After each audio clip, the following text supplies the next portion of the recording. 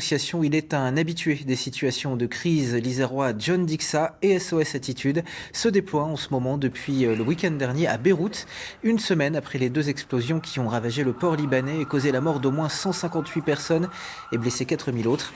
Il fait le point sur la situation là-bas. On l'écoute au micro de Jean-Christophe Solari.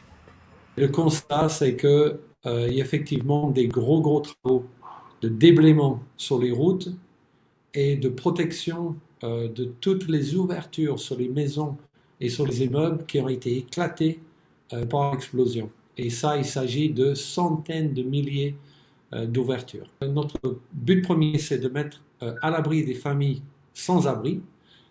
Ici, la particularité de Liban en général, de Beyrouth en particulier, c'est que les 300 000 personnes sinistrées suite à cet événement se trouvent hébergées dans la famille, dans des maisons en dehors, chez les voisins qui ont encore quelque chose.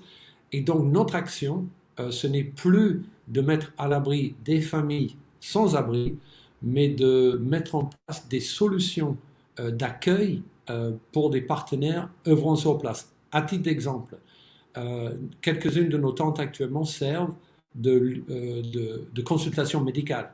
Ça permet par exemple aux médecins de faire quelque chose à l'intérieur d'un endroit propre, par exemple dans la rue. La lampe solaire, on a à peu près, je pense, 500 qui vont arriver ce jeudi et 500 autres en fin de week-end. Beaucoup de quartiers n'ont pas d'électricité à Beyrouth, et je pense que d'ailleurs ils avaient du mal avant l'explosion. Et les lampes solaires, c'est un article très prisé en ce moment.